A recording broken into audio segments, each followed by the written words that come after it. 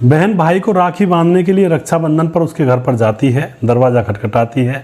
लेकिन दोस्तों उस अंदर से उसकी भाभी निकलती है और कहती है कि तुम कौन? बहन कहती है मैं तुम्हारी ननद। भाभी दरवाज़ा खोलो। लेकिन जो भाभी होती है वह कहती है कि कौन बेकारन है, मैं नहीं जानती, तुझे निकल जाए यहाँ से, और उसको घर से भगा दिया जाता है।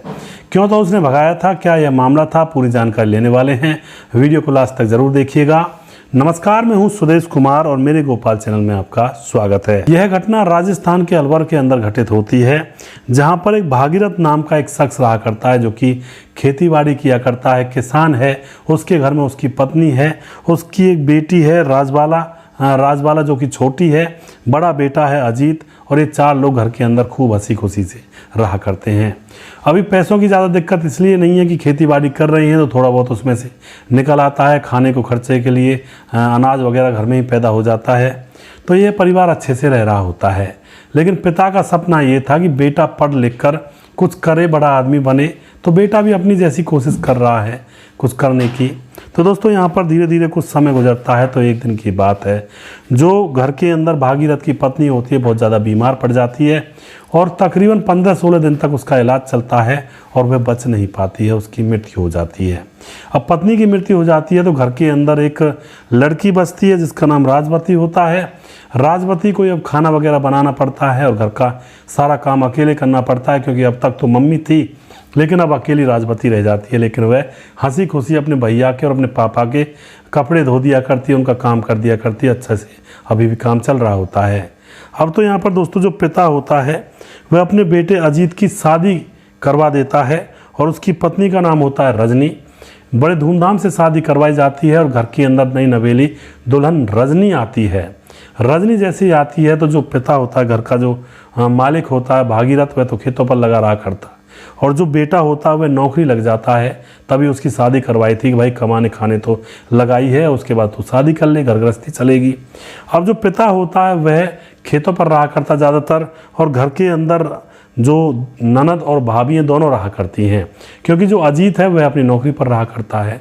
इधर दोस्तों जो भाभी होती है ननद पर, राजवती पर घर का पूरा काम करवाती और बहुत ज़्यादा उसको परेशान करती रहती है, खुद थोड़ा सा भी काम नहीं करती है।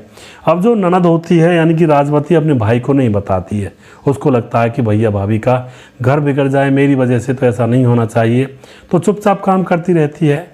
पिता ये सारी चीज़ें देखता है, उसको भी पता था, लेकिन वह भी अपने बेटे से इसलिए नहीं कहता है कि भाई बेटा दिन भर ड्यूटी पर रहता है और शाम को आएगा, हम इन बातों को कहेंगे तो वह किस तरह से रहेगा, बेचारा परेशान होगा।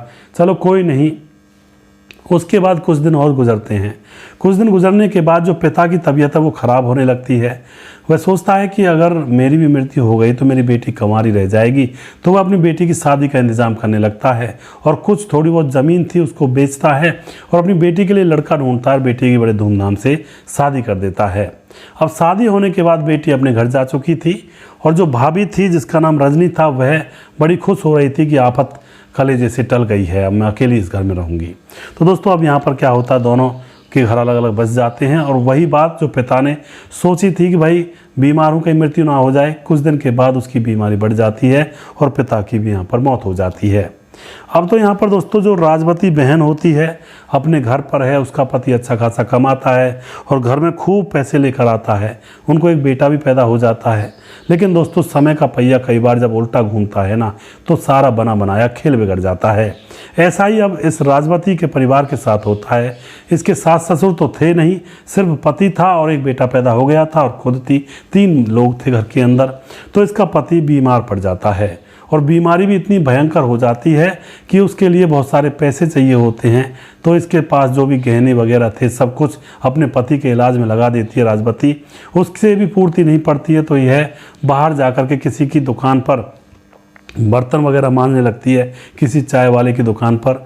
वहाँ से भी गुजारा नहीं होता क्योंकि बीमारी में बहुत पैसे लगते हैं। दोस्तों ये सड़कों पर भीख मांगने लगती है पति के इलाज के लिए, लेकिन अपने भाई से कुछ नहीं कहती है। भाई को पता तो था कि भाई उसका जीजा बीमार है, लेकिन ये नहीं पता था कि इतनी कंडीशन ख़राब है। तो यहाँ पर इसी तरह से लोगों से पैसे मांग कर लाया करती है, अपने पति का इलाज करवा देती है। पति का इलाज चल रहा था, अब आ जाता है रक्षाबंधन।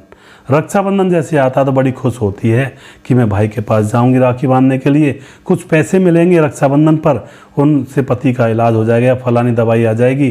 तो तैयार होकर के, अब कपड़े भी ज़्यादा अच्छे नहीं थे, फटे पुराने से ही थे, क्योंकि बहुत दिनों से कपड़े खरीदे भी नहीं थे, पहले कपड़े पुराने हो चुके थे। कपड़े पहन करके वह जैसे तैसे कपड़े थे अपने भाई के घर पहुंच जाती है और दरवाज़ा खटखटाती है। भाई ड्यूटी पर गया हुआ था, घर के अंदर अकेली भाभी थी, तो एकदम से भाभी दरवाज़ा खोलती है और देख करके एकदम से कहती है कि तुम कौन। लेकिन दोस्तों यह बात सुनने के बाद जो ननद होती है राजवती, उसके पाँव के नीचे से ज़मीन खिसक जाती है कि यह मुझे पहचानने से भी इनकार कर रही है। वह कहती है भाभी मैं राजवती तुम्हारी ननद। लेकिन जो रजनी होती है भाभी, वह कह देती है कि मैं किसी राजवती को नहीं जानती, निकलो यहाँ से बेकारन, तुम भीख मांगने के लिए आई हो ना यहाँ पर। दोस्तों उसको वहाँ से निकाल दिया जाता है। लेकिन यह बात पड़ोस का एक आदमी देख रहा था और अब राजवती रोती रोती वहाँ से वापस अपने घर चली जाती है। पड़ोसी ये भी कहता है कि बेटी तू हमारे घर आ जा, मेरे बेटे को राखी बांध दे। और लेकिन दोस्तों जो अब अपना भाई नहीं है सही तरह से, तो दूसरे के बच्चों को अपना भाई बनाने से फ़ायदा ही क्या। रोती रोती अपने घर चली जाती है। उसके बाद शाम को जब अजीत घर पर आता है तो कहता है कि आज रक्षाबंधन था, बहन नहीं आई राजवती। उसकी पत्नी कहती है रजनी नहीं वो तो नहीं आई। लेकिन दोस्तों इतने में ही जो अजीत होता है बाज़ार से सामान लेने के लिए निकलता है कि बहन आएगी, कुछ मिठाई वगैरह लेकर आता हूँ। लेकिन रास्ते में वह पड़ोसी मिल जाता है जिसने सारा मामला होते हुए देखा था और वह अब अजीत से कहता है कि यार अजीत तू तो था नहीं घर पर और तुम्हारी पत्नी थी, और देखो तुम हमारे सामने ही बड़े हुए हो, बच्चे हो हमारे। तो क्योंकि गांव के अंदर दोस्तों ऐसा तो है नहीं शहरों की तरह कभी कोई मकान बदल लिया, कभी कहीं बस गए कभी कहीं। वहाँ तो पुरखों के ज़माने से ही लोग एक जगह पर बसते आ रहे हैं एक ही गाँव के अंदर, तो सभी लोग सबको जानते हैं। तो पड़ोसी कहता है यार तुम्हारी बहन आई थी रजनी, हाँ तुम्हारी बहन आई थी राजवती, और तुम्हारी पत्नी रजनी ने उसको धक्का देकर निकाल दिया और कहा कि बेकारन यहाँ पर आ मत जाना। अब यह बात जैसे अजीत को पता लगती है उसको बड़ा दुख होता है। उसके बाद वह वापस जाता है और वापस जाकर चुप बैठ जाता है, कुछ नहीं कहता है। इतने में ही उसकी पत्नी रजनी का भाई उसको लेने के लिए आता है। तो वह अब रजनी के भाई से कहता है कि तुम बाहर निकल जाओ घर से, इस घर में पाँव रखने की कोई ज़रूरत नहीं है।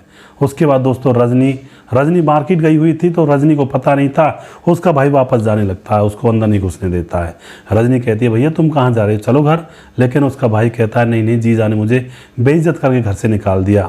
तो यह बात सुनकर रजनी के तन बदन में आग लग जाती है, आकर के अपने पति से लड़ाई लड़ने लगती है कि तुमने मेरे भाई को अंदर आने नहीं दिया। तो एकदम से कहता है कि जैसे तुमने मेरी बहन को घर से ठोकर मारकर भिखारन कहकर निकाल दिया, अगर मेरी बहन नहीं आ सकती तो तुम्हारे रिश्तेदार भी यहाँ पर नहीं आएंगे।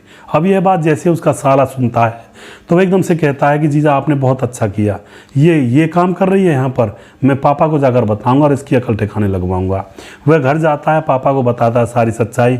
पापा का फ़ोन आता है रजनी के पास और कहता है कि हमारा तेरा कोई रिश्ता है ही नहीं, जब तू रिश्तों को नहीं निभा पा रही तो हमारा तेरा रिश्ता क्या हो, हम तुमसे रिश्ता रख कर क्या करेंगे, तुम ऐसे ही रह लो, हमसे बात मत करना, हमारे पास आना मत कभी भी। तो उसके बाद दोस्तों यहाँ पर क्या होता है, रजनी अकेली, इधर जो उसका पति होता है अजीत, वह रजनी से कह देता है कि तू इस घर में अब अकेली रह ले, मेरी तुझे कोई ज़रूरत नहीं है। और अजीत अपनी बहन के घर जाता है। लेकिन दोस्तों रास्ते में फुटपाथ पर उसकी बहन उसको भीख मांगते मिलती है तो उसका कलेजा हिल जाता है। उसको ये पता नहीं था कि बहन भीख मांगती है और जीजा इतना बीमार है। अपनी बहन को गले लगा लेता है और उसके हाथ से कटोरा पकड़कर उसको दूर फेंक देता है और उसको अपने साथ उसके घर ले जाता है।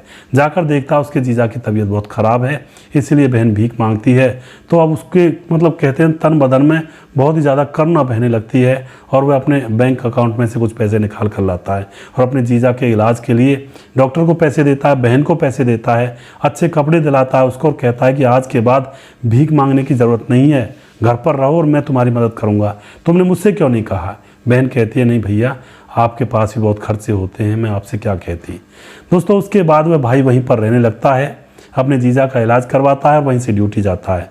कुछ दिन गुजरने के बाद बहन कहती है भैया भाभी अकेली होगी और किस तरह से रह रही होगी।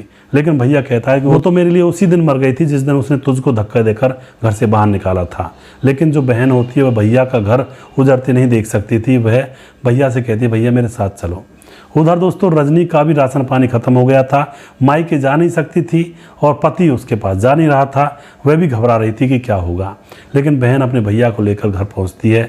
जैसे दरवाज़ा खटखटाती है तो रजनी दरवाज़ा खोलती है और देखते ही कि वह सामने ननद खड़ी है और उसके पति को लेकर के, तो वह ननद के पाँव में गिर जाती है। कहती है मुझे माफ़ कर दो दीदी, मुझसे बहुत बड़ी गलती हो गई। उसके बाद जो ननद होती है राजवती, वो अपने भैया को समझाती है कि भैया घर गृहस्थी इस तरह से उजाड़े नहीं जाते, मेरे दिन खराब थे इसलिए मुझसे भाभी नहीं क्या, मुझसे तो आस पड़ोस के लोगों ने और इस संसार के जर्रे जर्रे ने नफरत की है, क्योंकि मुझे पैसे चाहिए थे पति के इलाज के लिए। भीख भी मांगती, किसी से काम मांगती तो काम कोई देता नहीं, डांट कर भगा देते। तो भाभी का कसूर क्या है, ये तो मेरे दिन ही खराब थे। भाई को जैसे तैसे समझाकर उसके घर कर देती है और भाई अब लगातार अपनी बहन को मदद भेज रहा होता है और उसके पति का इलाज करवाकर कुछ दिन के बाद जो जीजा होता है वह सही हो जाता है और बहन का घर अच्छे से बच जाता है और फिर वह कमाने लगता है, बहन का जो पति होता है, और फिर से उनके घर में बाहर आ जाती है। कुछ दिन के बाद दोस्तों अब तक अजीत और उसकी पत्नी रजनी को बच्चे नहीं हो रहे थे। कुछ दिन के बाद उनके घर में भी एक संतान पैदा होती है। इधर वो भी खुश और उधर उसकी बहन और जीजा भी खुश। तो इस तरह से दोस्तों कई बार अब इस घटना से सीख क्या मिलती है, मैं तो यहाँ पर यही कहूँगा, जब बुरा वक्त होता है ना तो सब बुरे हो जाते हैं, जर्रा जर्रा दुश्मनी बांध लेता है इंसान से। जब इंसान के दिन खराब होते हैं तो वो इंसान भी जो लगते थे कि भाई ये जीवन भर साथ देंगे, वो भी मुंह फेर लेते हैं। खास अपने खुद के बहन भाई, खास अपने अड़ोसी पड़ोसी, माँ बाप, पति पत्नी, सब मुंह में फेर लेते हैं जब बुरा वक्त चलता है। तो मैं तो यही बात कहूँगा कि भाई वक्त का फ़र्क था, वक्त का फेर था, जो भाभी ने उसको धक्के देकर घर से बाहर निकाल दिया। तो आप जो भी कुछ यहाँ पर कहना चाहते हैं अपनी राय कमेंट बॉक्स में लिख सकते हैं। अगला वीडियो बहुत जल्दी फिर से लेकर आऊँगा, तब तक आप खुश रहें, सावधान रहें। जय हिंद, जय भारत।